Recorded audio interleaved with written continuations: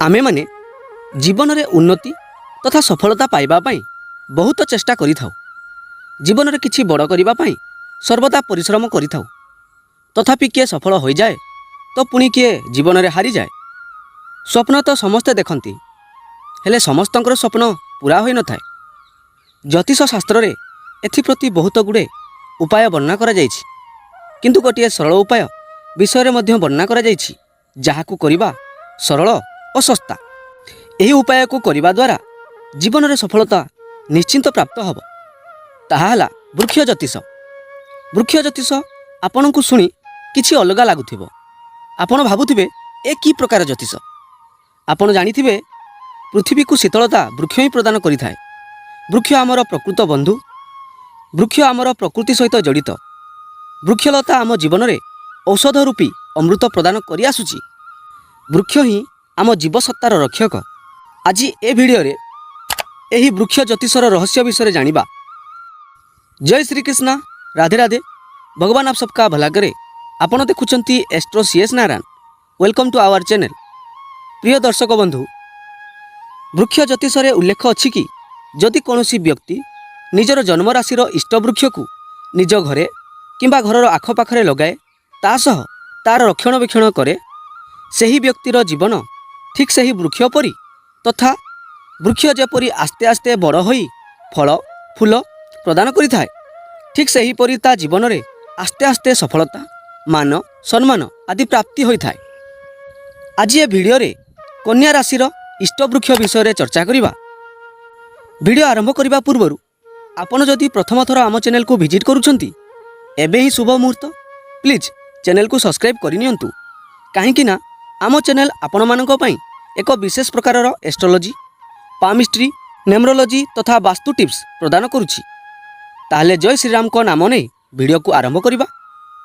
आपण माने जानिथिबे प्राचीन काल रे राजा माने तांको जीवन काल भितरे अनेक गुड़िए वृक्ष रोपण करुथिले।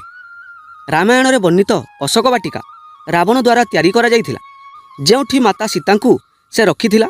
कहा जाए रावण गोटे बड़ विद्वान हेबा सह ज्योतिष शास्त्र तार अगाध ज्ञान थिला। समस्त नवग्रह को से बांधिकी रखिथिला। एथिरु बुझी पारुथिबे वृक्ष ज्योतिषर महत्व केते।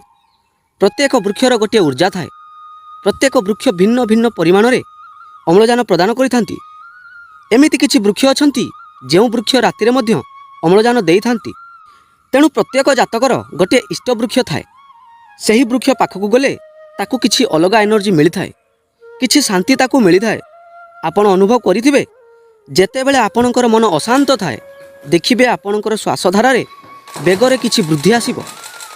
जेतेबेले आपण शांत थिबे, देखिबे आपणकर श्वासधारा धीरे धीरे बहिबो। एपरि काहेकि होइथाए केबे चिंता करिसंती? एपरि अनेक रहस्य लुचि रहिछि, जाहाकू आपण माने जदि जानिबे ना प्रत्येक क्षेत्र में सफल हो जिवे। तेणु ज्योतिष शास्त्र रे एक महत्वपूर्ण विषय है वृक्ष ज्योतिष। निजर राशि अनुसार निजर इष्ट वृक्ष को रोपण करने द्वारा सही वृक्ष सदृश आपणकर जीवन में उन्नति तथा सफलता आपन को प्राप्त होब। ताहले कमेंट बॉक्स रे लिखि दियंतु आपणकर राशि कौन। ताहले आसंतु चर्चा करिबा कन्या राशि इष्ट वृक्ष किए और सही वृक्ष ता जीवन में की प्रभाव पकई थाए तथा सही वृक्ष को किपरि जत्न करिबा द्वारा सही व्यक्ति तार जीवन में सफलता हासिल करि पारिबो। कन्या राशिर राशि स्वामी हेले बुध। बुध हेउछंती बुद्धिर प्रतीक, आयर प्रतीक, आमदानीर प्रतीक, रोजगार प्रतीक। जदि आपण आपणक जीवन में वैदिक क्षमता बुद्धि करने को चाहूँगी, रोजगार रे बुद्धि करने को चाहूँगी, कैरियर रे उन्नति करने को चाहूँगी, ताहले आपण आपणक जन्मराशि अर्थात कुंडली रे चंद्रमा जेउ राशि रे थांती ताहा होछि आपणक जन्मराशि। जदि आपणकर जन्मराशि किंबा जन्मलग्न कन्या होई थाए, ताहले आपण आपणक घरे किंबा घर आखपाखरे कौनसी बगीचारे किंबा आपण जो स्थान को जाई पारुथिबे सही स्थान रे आपणक इष्ट वृक्ष लगांतु। तेणु कन्या राशिर उन्नति तथा सफलता प्राप्त पाई एवं नवग्रहर सुप्रभाव प्राप्त करिबा पाई ता सह प्रकृतिर ऊर्जा प्राप्त करिबा पाई निजर घरे किंबा घरर बारीपटे किंबा घरर आखपाखरे कौनसी बगीचारे निजर इष्ट वृक्ष बेल गछ को लगांतु। आपण जानिथिबे ବେଲପତ୍ର ଶିବଙ୍କ ମନ୍ଦିରରେ ଅର୍ପଣ କରାଯାଏ। ବେଲପତ୍ର ଭଗବାନ ଶିବଙ୍କୁ ଅର୍ପଣ କରାଯାଏ। ବେଲ ଫଳ ପେଟ ସମସ୍ୟା ଦୂର କରିଥାଏ। ଔଷଧ ରୂପେ ବହୁ କାଳରୁ ବ୍ୟବହୃତ ହୋଇଆସୁଛି।